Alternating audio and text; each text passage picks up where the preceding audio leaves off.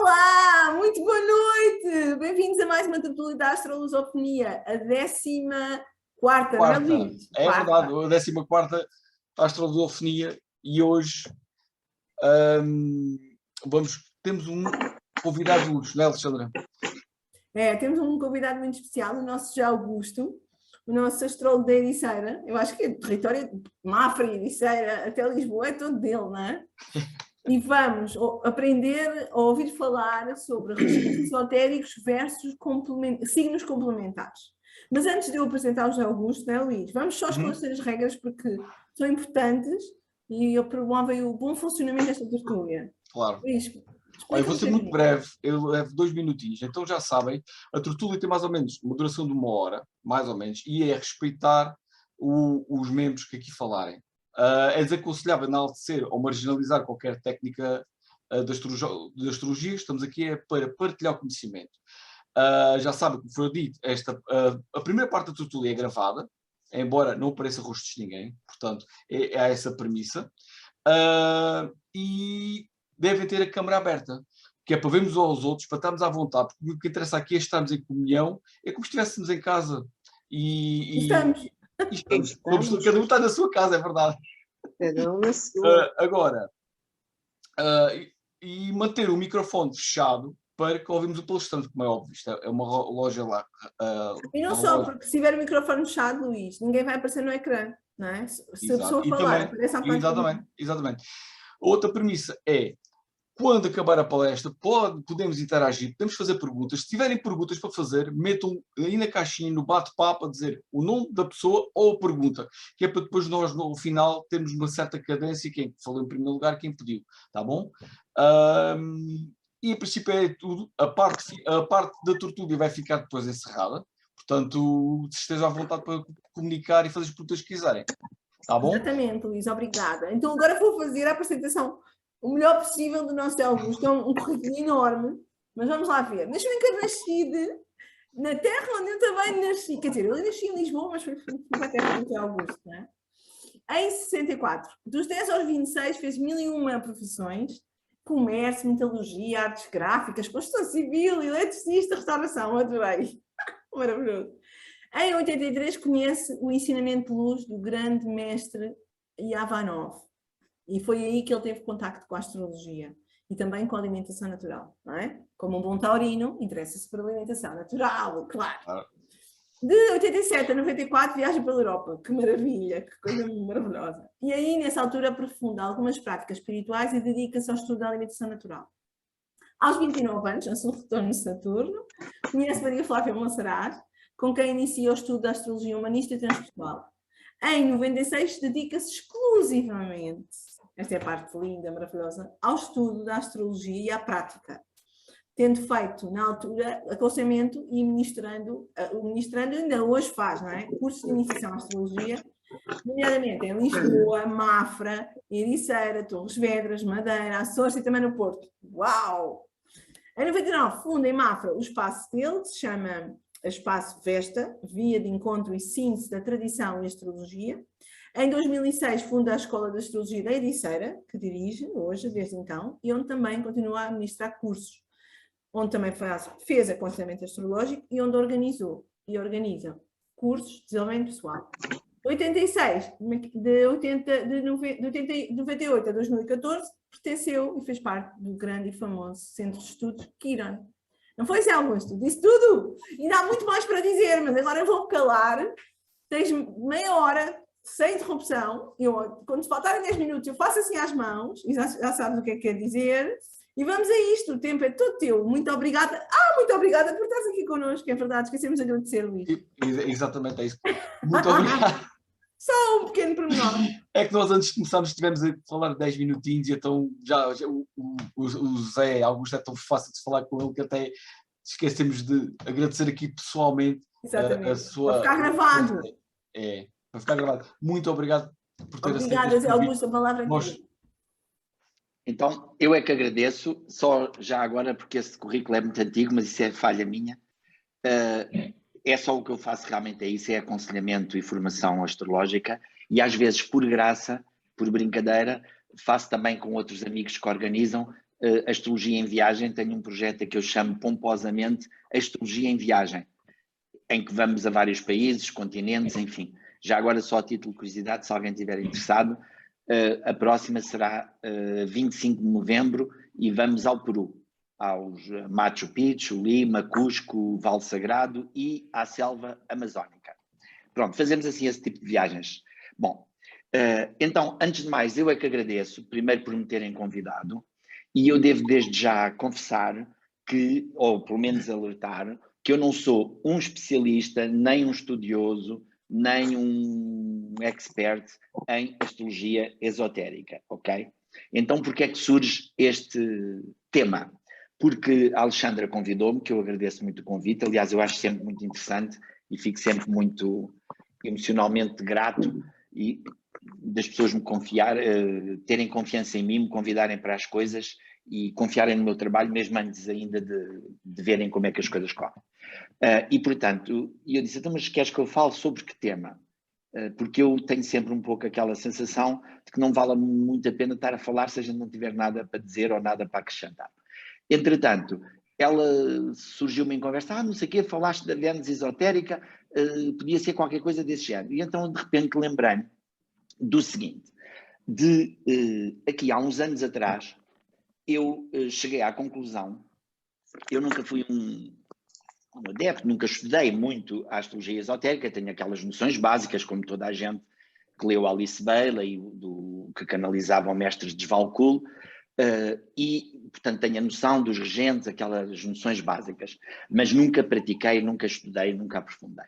Entretanto, um dia eu tenho uma tendência natural para tentar sempre simplificar tudo e mesmo aquilo que eu aprendo dos mestres ou dos professores que sabem mais que eu tento sempre simplificar por um lado e pôr em prática por outro. Se aquilo funciona na prática, para mim é bom, se não funciona, a mim não me interessa.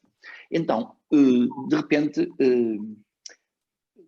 percebi, como todos nós sabemos, vocês todos, que para nós, e isto é uma regra, uma lei que nós podemos aplicar na vida em geral, claro que na astrologia nós aplicamos aos signos, que é o seguinte, portanto isto vocês sabem, não tem novidade nenhuma.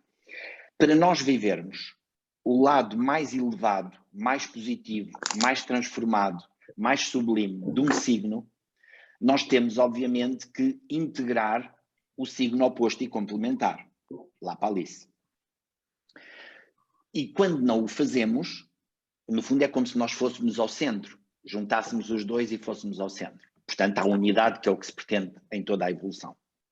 Quando não o fazemos, obviamente que vamos viver o lado mais negativo, mais sombrio, menos refinado do signo e vamos, obviamente, atrair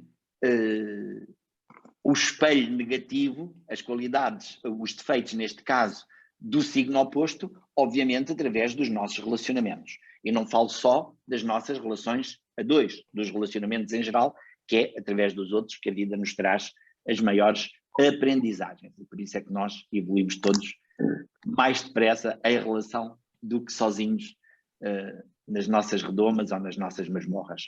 Enfim, então, e de repente, na minha simplificação, às vezes até também exagerada, eu percebi que se eu fizer isso, ou seja, se nós fizermos essa leitura, se integrarmos os signos opostos e complementares, no fundo é como se acedêssemos a uma oitava superior do signo, ou ao propósito evolutivo daquele signo. E então eu percebi que isso dá o mesmo resultado, adaptando um pouco, obviamente, do que os regentes esotéricos. Ou seja, tentando explicar melhor. A astrologia esotérica, como sabem, desenvolveu-se sobretudo e surgiu essa definição através da Alice Bailey com o Tratado dos 5 Raios e especificamente com os livros sobre a astrologia esotérica, e segundo ela canalizava ao mestre de Svalkul, e os regentes, se quiseres pôr a mandala, podes pôr. Não sei se isso estorva aí à comunicação, mas podes pôr, por favor, Alexandra, se puderes. Então, mas agora no fundo, sim, simplificando, portanto, o que a astrologia esotérica defende é como se fosse uma astrologia da alma, ou seja, em que no fundo tenta-se decifrar exatamente o nosso lado mais evolutivo, e eles depois ainda têm outro tipo de regentes a que chamam da hierarquia, que é um nível mais elevado. Ao passo que esta astrologia que nós fazemos habitualmente, poderíamos chamar a astrologia da personalidade. E a verdade é que nós fazemos agora. As regras são estas, a astrologia eu posso dizer que é da personalidade, mas é óbvio que se nós, pela nossa filosofia, pelo nosso trabalho, pela nossa sensibilidade, pela nossa intuição, ou seja, pelo nosso nível vibratório e de consciência, nós podemos usar os mesmos regentes naturais, a tal astrologia da personalidade, fazendo uma leitura mais elevada. No fundo, aquilo que eu estava a dizer, através da integração dos signos. Mas, então, a astrologia esotérica é isso. É através desses regentes, é como se nós fôssemos buscar a oitava superior dos signos. E, portanto, eu de repente percebi aquilo, nem estudei aprofundadamente e achei uma grande revelação. Claro, eu assim, isto é brilhante, eu descobri isto, isto é a mesma coisa. Portanto, eu já faço, não uso o termo astrologia esotérica, mas no fundo, na prática e o tipo de leitura que eu faço às pessoas, eu já faço esta leitura. E um dia descobri um livro que eu acho magnífico, que muitos de vocês conhecerão também, que se chama Arquétipos do Zodíaco, da Kathleen Bird, que é um livro magnífico, magnífico, magnífico. E de repente, quando eu vejo que ela defende exatamente a mesma teoria, só que muito mais bem explicado, muito mais elucidado, muito mais aprofundado, porque ela tem um conhecimento aprofundado dos arquétipos, do Jung, da mitologia, e portanto, pronto. Então, o que é que eu me proponho para hoje é exatamente tentar exemplificar que se nós fizermos a integração do signo oposto e complementar, temos no fundo o mesmo resultado, ou muito parecido, do que se fizermos uma leitura do mapa através dos regentes esotéricos. Reparem.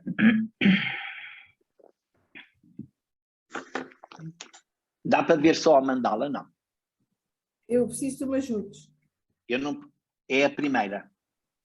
A mandala é a primeira. É o primeiro. Eu achava que estava a mandala. Estão todos. Eu pelo menos vejo todos. Espera aí. Pronto, mas não é preciso.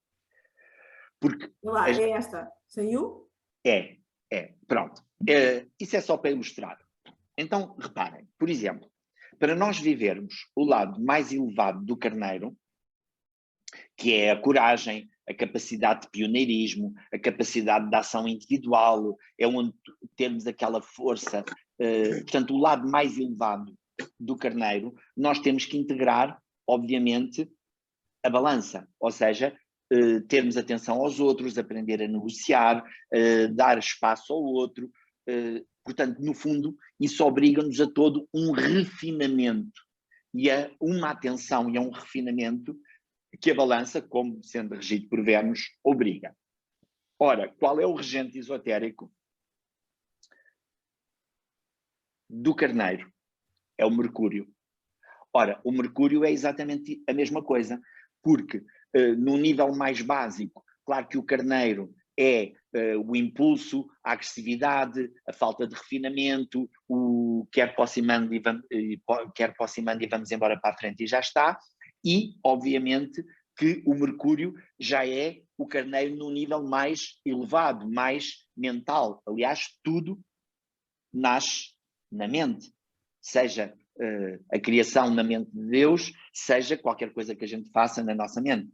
E como nós vemos em todos os nossos processos de transformação, alquímicos e em tudo na vida, enquanto não mudamos a cabeça, nada muda, embora depois da cabeça mudar, não é suficiente para o resto mudar também.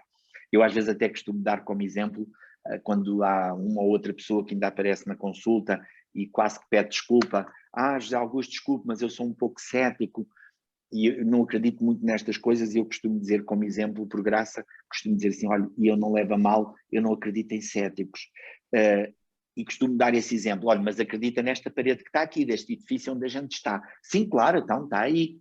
Pois olha, antes dela estar aqui materializada, nasceu na cabeça de alguém, de um arquiteto, de um engenheiro, de um empreendedor, de um construtor qualquer. Portanto, digamos que o regente esotérico é exatamente não regido por Marte, que é esse lado do impulso físico imediato de ação, mas é uma ação já determinada pela mente, pelo raciocínio, pela lógica, pela inteligência. Aliás, é a partir da mente que nós nos distinguimos exatamente do mundo animal, do reino animal, e, portanto, também no nosso caso, dos nossos instintos e dos nossos desejos, se eles não forem, vamos dizer assim, muito católicos. Portanto, se eu integrar a balança, esse signo de refinamento, esse signo que exige sempre um equilíbrio, e que é um signo de ar, e que exige sempre um equilíbrio, uma atenção, uma busca de justiça, de medida e de equilíbrio e de harmonia, obviamente que eu já estou a viver o lado mais elevado do carneiro. Portanto, é este tipo de raciocínio que eu faço, ok? Pronto. Se formos para o touro, obviamente que toda a gente sabe que o touro é regido por Vênus, é um signo de terra, e, portanto, para nós vivermos o lado mais, para vivermos o lado mais elevado do touro, nós temos que integrar o signo oposto e complementar, que é o escorpião. Ou seja, enquanto que o touro é exatamente um signo de segurança, de construção, de preservação e de construção da vida e de manutenção da vida, e da forma, obviamente que para não ficarmos agarrados ao lado negativo, que é a posse, a possessividade, o desejo, o apego, obviamente que temos que integrar o escorpião. Ou seja, quer a dimensão psicológica do escorpião, quer sejam os valores dos outros, quer seja a intensidade psíquica e emocional, ou seja, no fundo a água que vem regar a terra, ok? Portanto, e a partir daí é que se dá um certo aprofundamento e o tal equilíbrio que também Alice Bailey falava do olho iluminado do touro, ou seja, a tal capacidade de descobrirmos o espírito através da matéria. Ora, qual é o regente esotérico de touro? É Vulcano, que é um planeta hipotético. Ou seja, é um planeta que ainda ninguém viu. Já houve vários cálculos a partir da teoria da relatividade do Einstein. Ele desmente um bocado isso, mas a verdade é que na astrologia esotérica eles consideram Vulcano o regente de touro. Ora, e o que é o Vulcano?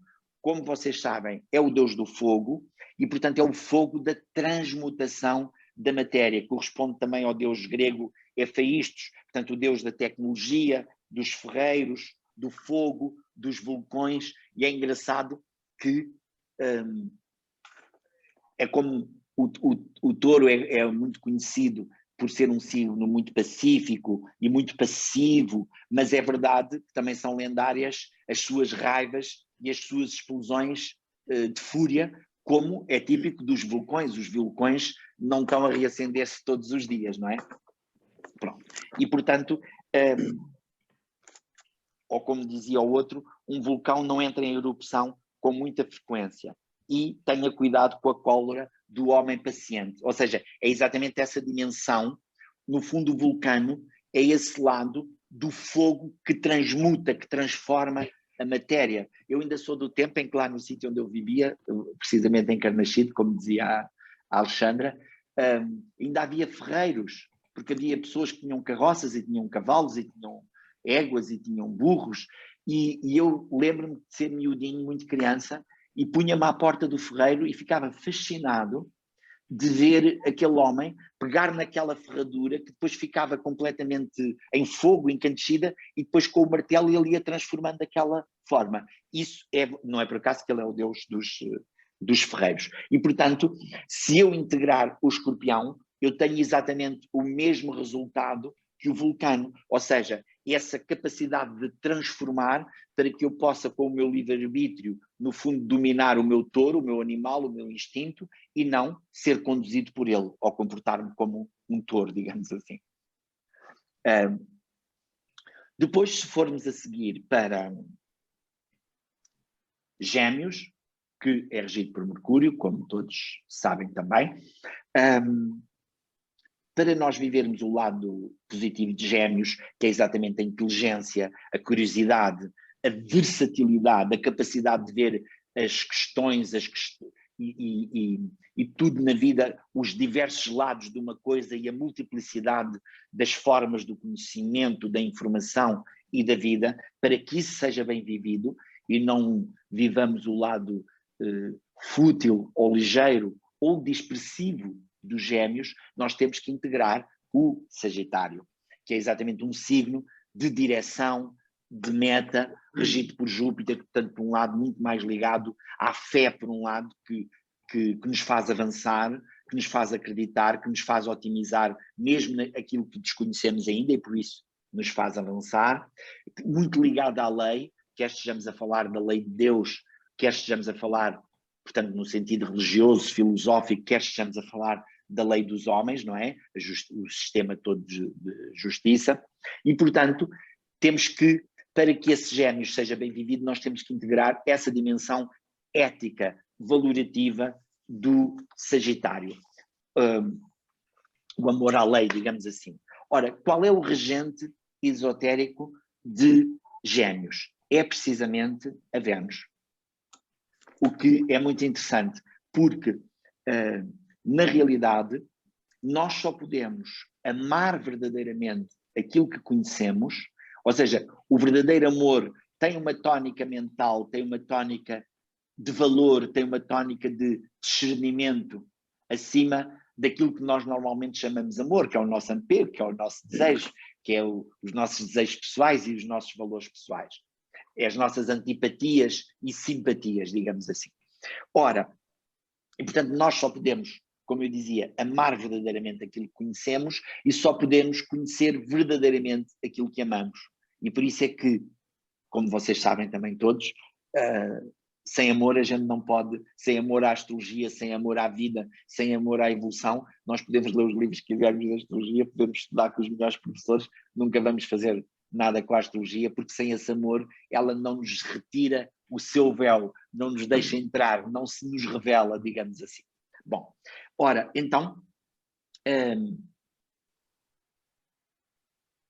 exatamente essa dimensão, enquanto que o Júpiter, o Sagitário, é essa dimensão de valor filosófico e da lei, a Vênus é o valor do conhecimento, o valor da informação, o amor levado exatamente a essa dualidade de conhecimento.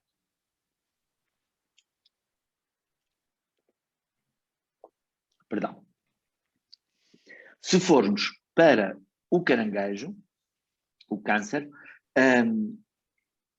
como todos sabem também é regido pela Lua, e o regente esotérico é Neptuno.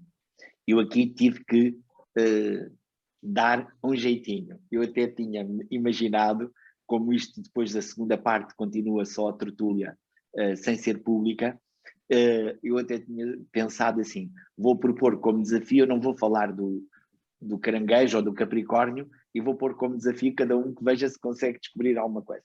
Mas lá fiz uma tentativa. E então, o Caranguejo é regido pela Lua e o regente esotérico é Neptuno. Ora, para eu viver o lado positivo do Caranguejo, para nós vivermos o lado positivo do Caranguejo, nós temos, obviamente, que integrar o Capricórnio. Ou seja, para eu viver as emoções, os sentimentos e a segurança e o nutrimento da vida, eu tenho que integrar a responsabilidade, o dever, ou seja, o meu lugar no mundo dos homens, no mundo no meu tempo no mundo, e o Capricórnio, que é regido por Saturno.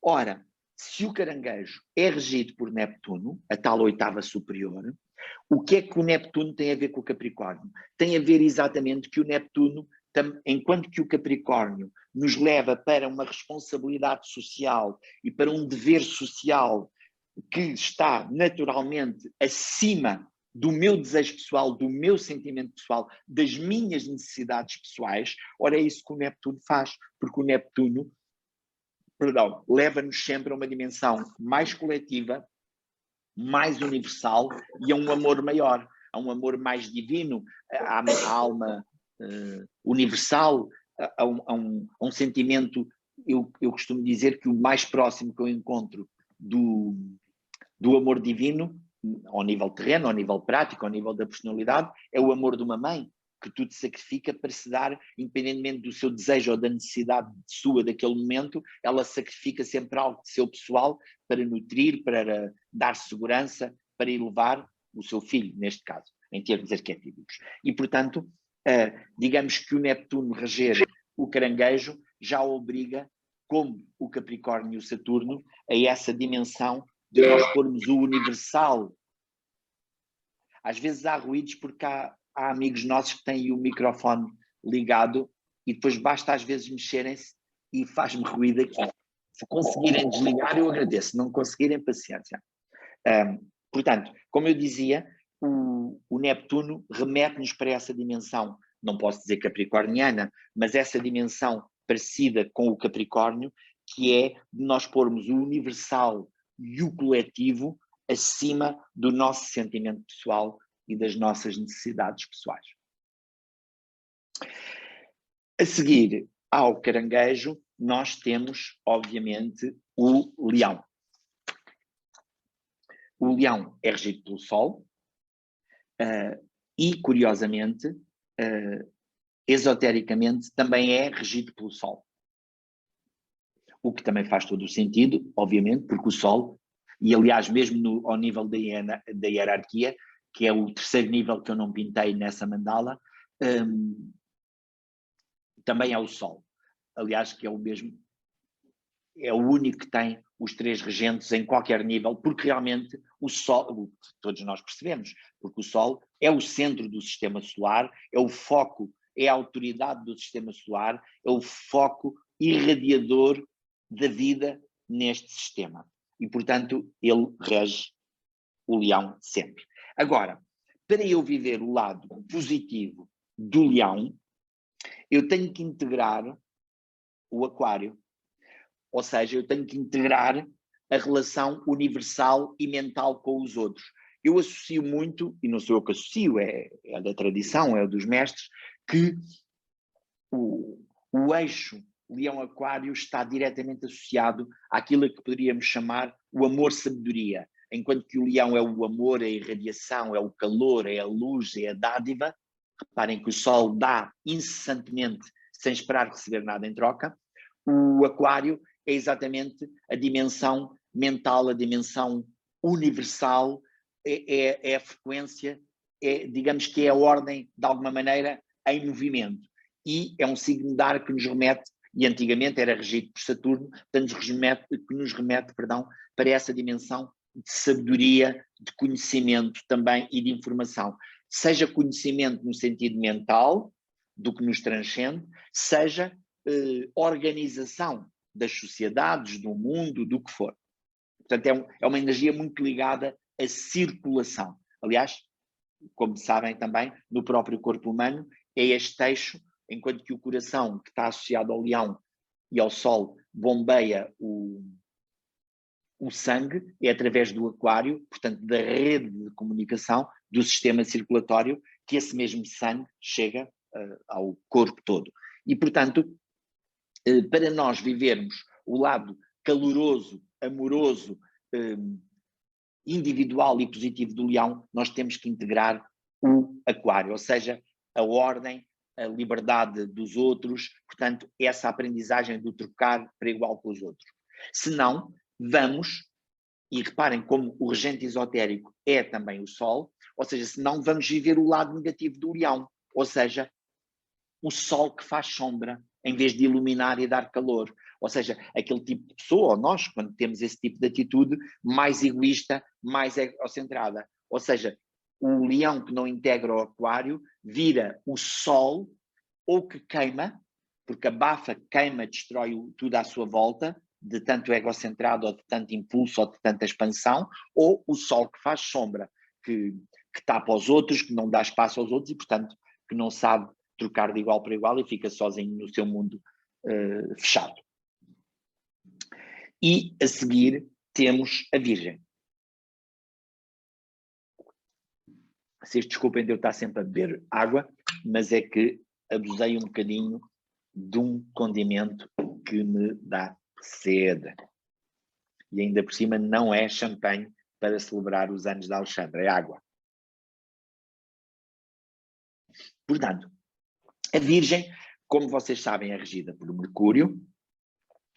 Para nós vivermos o lado positivo da Virgem, ou seja, a capacidade de serviço, de purificação, de aperfeiçoamento, de organização do mundo, da vida e da matéria, sempre com essa busca de aperfeiçoamento de sentido, portanto, esse lado mental da organização da matéria, nós temos que saber integrar os peixes, que é exatamente o lado emocional, eu diria mesmo a contradição emocional que tem que ser resolvida para podermos integrar essa dimensão universalista, espiritual, é nos peixes que tudo se funde, que tudo se dissolve para tudo se unir e nascer de novo, outra vez, no carneiro. Portanto, se nós não integrarmos os peixes, nós vamos viver o lado negativo da Virgem, ou seja, o lado crítico que destrói. E por isso é que a água dos peixes nos dá essa capacidade de aceitar a diferença, de tolerar os outros emocionalmente, mesmo aquilo que nos incomoda ou com que não simpatizamos. Portanto, é o que rega, é o que umedece, é o que traz vida, no fundo, para que não haja esse lado crítico que pode também ser tão destruidor como é a Virgem mal resolvida. Ora, qual é o regente esotérico de Virgem? É precisamente a Lua.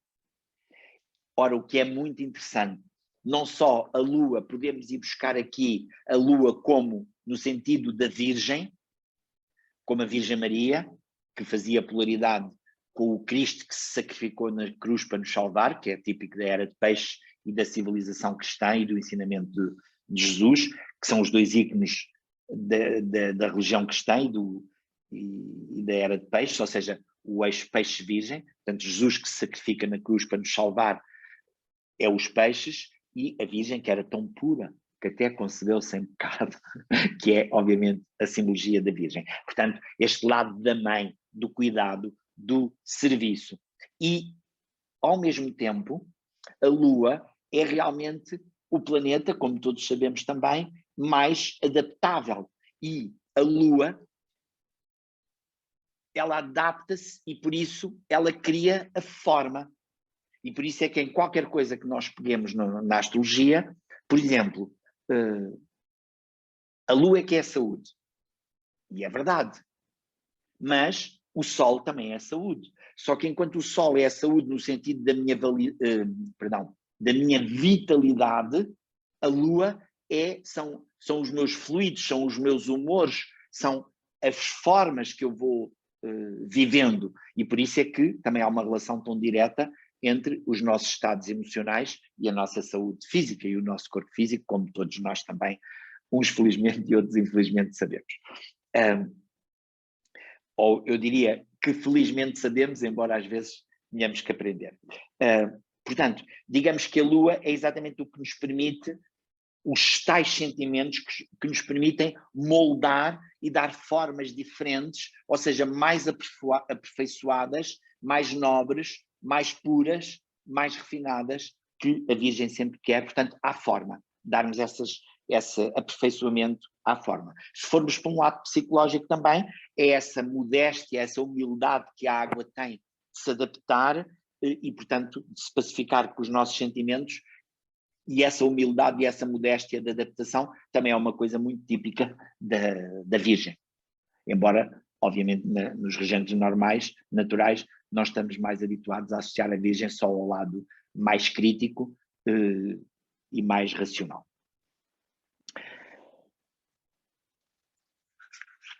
A seguir, temos o signo da Balança. Ora, o signo da Balança é regido por Vênus, como vocês sabem também. Para nós vivermos o lado positivo da Balança, que é exatamente essa busca permanente, como já falámos também, da justiça, da paz, da harmonia. Há uma palavra que eu gosto muito de associar à Balança, que é a justa forma, a justa relação. Portanto, há sempre que a qualidade da Balança é não só o refinamento associado à beleza e aos relacionamentos humanos. Ora, para que isso seja bem vivido, nós temos que saber integrar o carneiro, ou seja, a capacidade de ação individual, a capacidade de independência, a capacidade de coragem individual, de começarmos as coisas sozinhos. Porque se não integrarmos isso, vamos viver, obviamente, o lado negativo da balança, a dependência, a indecisão, a dependência dos outros, a dependência da opinião dos outros, o estarmos sempre à espera de fazer alguma coisa com alguém, ou de alguém que nos dê o impulso inicial que depois sai sempre caro e que traz tantos conflitos de relação, etc. Ora, muito interessante. Qual é o regente esotérico de balança? É o Urano. Ora, e como vocês sabem também, já agora por curiosidade, o planeta que está exaltado na balança é Saturno. E é muito interessante, porque se nós formos pelo regente esotérico, nós percebemos que realmente não, ao nível dos relacionamentos, não há relacionamentos bons, equilibrados, perfeitos, gratificantes, onde não haja liberdade individual. E o Urano é o planeta da liberdade individual. E o planeta que está... Desculpa. Thank you. Obrigado. Portanto,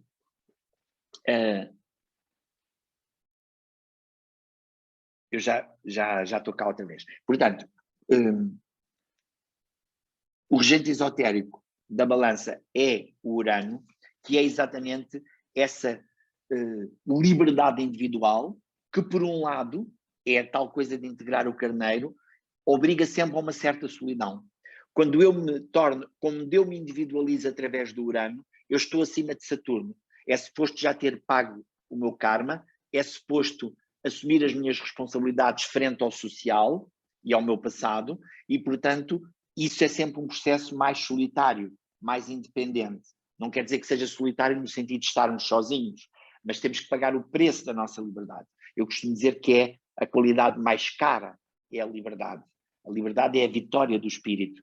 E, portanto, é muito curioso que o planeta que está exaltado na balança é o Saturno. Ou seja, não há relações satisfatórias, gratificantes e equilibradas onde não sejam respeitadas a nossa liberdade individual e onde nós não respeitemos a liberdade individual do outro e onde não haja responsabilidade e compromisso. Okay? Portanto, se nós integrarmos o carneiro, a balança é bem vivida. A seguir, temos o escorpião. Ora, o escorpião é dos outros que também representam um certo desafio para mim. Porque o escorpião é regido por Marte e mais recentemente por Plutão, e o regente esotérico é também o Marte. E o que é que isto quer dizer? Que para eu viver o lado positivo do escorpião, ou seja, o lado da intensidade, da psicologia, da espiritualidade, ou seja, o poder de ver o oculto, de ver o lado escondido, o poder da transformação, de ultrapassar a morte, de lidar, eu tenho que saber integrar o touro, ou seja, a capacidade de aceitar a realidade, de perceber a matéria e, ao mesmo tempo, de, através dessa dimensão de atração e da forma que o touro tem, a pessoa não estar sempre a pôr tudo em causa, porque se nós não integrarmos o touro, ou seja, se não virmos a realidade, se não construirmos nada, se não procurarmos essa paz que o touro tanto quer, e o prazer de estar vivo, seja com a natureza, seja com o que for, ou seja, se não tivermos essa paciência taurina, vamos viver o lado negativo do escorpião, as obsessões, a ação destrutiva, ou suicidária, destrutiva, a obsessão e a compulsão. Ora, então, sendo Marte o regente esotérico do escorpião, ora, é exatamente, não é o Marte do carneiro que é impulsivo, que é imediato, que exterioriza tudo rapidamente, é exatamente o Marte regente do escorpião que é sempre muito mais reflexivo, muito mais interiorizado e, portanto, positivamente vai determinar uma ação muito mais inteligente e muito mais livre já desse mesmo desejo e dessa mesma morte. Portanto, eu tanto posso estar a falar do Marte como de um guerreiro que mata, que destrói, que agride, como posso estar a falar do Escorpião, do Marte em Escorpião, que é o cirurgião que fisicamente, com a sua lâmina, com a sua cirurgia, cura. Ou, ao nível psíquico, obviamente, nós, através da nossa coragem de ação individual, perdão que apareceu aqui uma coisa que não devia, portanto, como eu dizia, se nós, através do nosso Marte, com a nossa coragem individual, da ação individual, que implica a transformação e o sacrifício do nosso desejo pessoal, se ele não for compatível com essa ação, nós atingimos esse resultado que é o mesmo de integrar o touro no escorpião, ou antes, por outras palavras, o escorpião que integra o touro. Ou seja, que se pacifica da sua insatisfação natural. E, a seguir, temos o Sagitário, cujo regente é o Júpiter, como todos sabem, e, portanto, para nós vivermos o lado positivo do Sagitário, obviamente que nós temos que saber integrar os génios. Ora, o que é o Sagitário? É a fé, é a lei, é a busca da verdade. Claro que muitos de nós, se não integrarmos os génios, vamos confundir essa busca da verdade com a própria da verdade. Ou seja, confundimos as nossas opiniões com a verdade. Então, o que é que isto quer dizer? Que o Sagitário é um signo de direção. Ora, para ele ser bem vivido e não cair nos defeitos do Sagitário, ele tem que saber integrar os génios, que é o quê? Que é a dualidade, que é o descer à terra, que é o descer à dimensão da quantidade, é exatamente a tal dualidade que toda a encarnação implica. Nós, quando encarnamos, ficamos automaticamente divididos e vivemos no mundo da dualidade. Ora, qual é o regente esotérico de Sagitário? É a Terra, o que é muito interessante. Ou seja, e a Terra é isso, é a encarnação, é o lado prático. Uma coisa, para ser verdade, tem que poder ser levada à prática, senão não é verdade. E se eu integrar os génios, que é essa dualidade, esse perceber que a verdade é só uma, mas os caminhos para lá chegarmos são vários, eu posso ter uma ideia da verdade, mas o meu irmão, o outro, o vizinho, o meu irmão tem uma opinião diferente da minha e um caminho diferente do meu, é a mesma coisa que estarmos a viver a Terra, porque a Terra nesse lado implica, só pelo facto de encarnarmos e de vivermos nela, estamos permanentemente nesta polaridade, nesta divisão. Aliás, a vida faz-se disto, em busca da unidade. E, a seguir, temos o Capricórnio, que era outro dos que eu tinha como desafio. Mas, por acaso, hoje à tarde estive a descansar um pouco e fiz uma ligeira meditação e veio-me, era o único que eu não tinha nada para acrescentar, não me tinha vindo ideia nenhuma e veio-me nesse momento. Portanto, o Capricórnio é outro dos signos, além do Leão, que tem o mesmo regente, Saturno, e o mesmo regente esotérico, Saturno. Ora, por onde é que a gente aqui pode pegar? Para eu viver o lado positivo do Capricórnio, a responsabilidade, o dever, a construção, as metas, eu tenho que saber integrar o Caranguejo, ou seja, tenho que saber integrar a dimensão emocional, sentimental, íntima. Tenho que valorizar os sentimentos, a intimidade e as minhas necessidades emocionais. Senão, o que é que vai acontecer? Eu vou viver o lado negativo do Capricórnio, a dureza, a rigidez, a austeridade extrema, o ceticismo, o medo. Ora, o Saturno, regente esotérico, ou seja, no tal plano da alma, no sentido mais elevado, a tal oitava superior do Saturno, é exatamente a nossa responsabilidade interna. Porquê? Porque o Saturno é exatamente o planeta da culpa e das estruturas e dos limites sociais. Mas todos os limites que nos são postos na nossa vida, todas as dificuldades e todos os limites sociais que me são impostos, eles são fruto e consequência do meu karma, portanto, da minha responsabilidade pessoal. E por isso é que quando nós não integramos essa dimensão, e é aqui o Saturno positivo, que é nós responsabilizarmos-nos pelas nossas necessidades emocionais e pela nossa responsabilidade interna. Então, eu aí estou a viver o lado mais elevado do Saturno, não vou vibrar na culpa, nem no medo, seja a culpar os outros, seja a culpar-me a mim, e vou viver na tal responsabilidade, de me responsabilizar por me pacificar, por me nutrir, e a partir daí é que eu posso assumir as minhas responsabilidades frente ao coletivo e ao social, que é o que o Capricórnio quer, ou seja, a sabedoria. E quase, finalmente, temos o Aquário. E o Aquário é regido também por Saturno, e mais modernamente pelo Urano, e para eu viver o lado positivo do Aquário, ou seja, esse lado do ideal,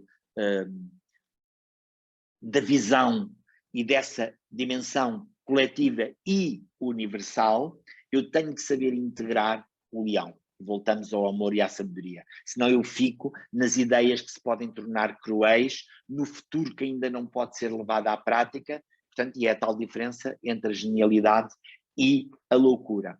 Ora, este regente, para eu viver esse lado, eu tenho, portanto, que integrar o leão, ou seja, a dimensão amorosa, a dimensão calorosa, e mais, tenho que integrar a minha individualidade, ou seja, para eu poder trocar de igual para igual com os outros e aderir ou impulsionar ou tentar materializar um ideal, por muito perfeito que ele me pareça, por muito novo que ele me pareça, eu tenho que saber quem eu sou, senão eu perco-me no grupo, eu perco-me na ideia, eu perco-me nos outros.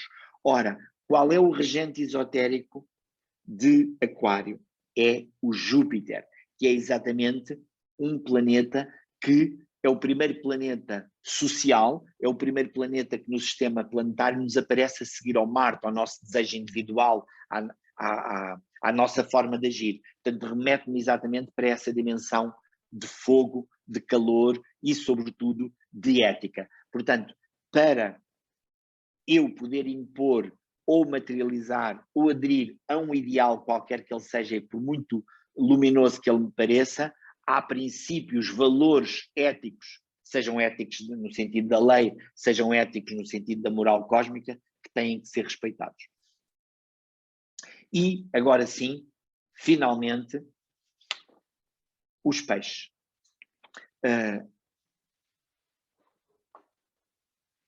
Os peixes é esse signo que todos conhecem como essa necessidade de fusão e de globalização e, no fundo, de integração total e completa com tudo, mas que, se não integrar a Virgem, vai viver o lado negativo, que é exatamente o caos emocional, a contradição emocional, a saudade no mau sentido, a saudade de algo que se perdeu, que não se sabe muito bem o quê. Então, para eu viver esse lado positivo do ideal, da arte, da beleza, da fusão com uma dimensão maior, eu tenho que integrar essa dimensão da Virgem, essa dimensão de serviço, de utilidade, essa dimensão discriminatória, discriminar o que é um instinto, o que é o desejo, o que é o amor, o que é o amor universal, que é essa contradição toda emocional dos peixes que a Virgem equilibra. Ora, qual é o regente esotérico dos peixes? É precisamente o Plutão. Ora, o Plutão é exatamente esse lado que tudo transforma, e eu costumo até dizer, para simplificar, quando estou a dar as aulas do primeiro ano, eu costumo dizer que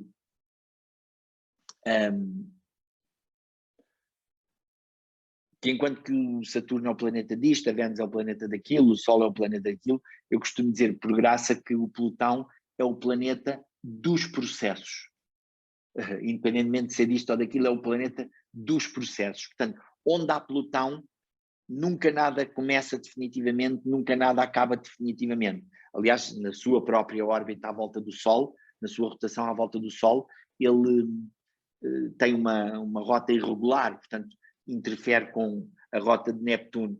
E por isso é essa energia de transformação, de morte e de regeneração que permite exatamente que tudo se funda, que tudo se transforme e que tudo se misture, e portanto que ganhe uma nova forma, que é o que os peixes querem se forem bem vividos. Eu iria ficar por aqui, se eu não estiver muito desorganizado com as horas, para que a Alexandra possa fazer aí a sua intervenção. Ai, meu Deus do céu, que loucura! Já fizemos o tempo das perguntas e ainda faltam as outras fotografias, não é? Pronto, então eu vou-me calar e deixo isto à vossa conta. Tens que ligar o micro. As fotografias não é preciso? As outras 3? Não, não. Muito bem, obrigada. Então, vamos fechar, Luís, o que é que tu achas? Vamos correr para a nossa tertúlia, cortamos aqui e vamos a correr conversar, e é só para exclusividade para os nossos membros. Obrigada, José Augusto. Convida toda a gente a fazer um coração aqui para o nosso José Augusto. Vou tirar aqui... Queria só agradecer às pessoas que nos deixam agora por terem participado. Muito obrigado. Ninguém nos deixa. Se quiserem, ok. Se quiserem vir um outro dia ter acesso a uma palestra da astrosofonia, é só pedir para ser membro. Ninguém nos deixa. Simplesmente quem está a nos ouvir mais tarde no YouTube já não tem o privilégio de poder fazer perguntas em direto. Portanto, aqui cortamos, não é, Luís? Obrigada e até para o próximo mês. Um abraço. Obrigada, José Augusto, foi maravilhoso. Agora é só nosso, é exclusivo. Está bem? Uhum. Portanto, está cortado e agora vocês têm o privilégio de 5 minutos. Não achas, Luís? Sim.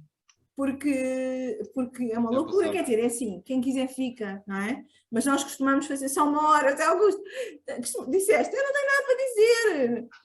Afinal, tens um mundo, não é? Como é óbvio, como a gente já sabia, não é? Já sabíamos.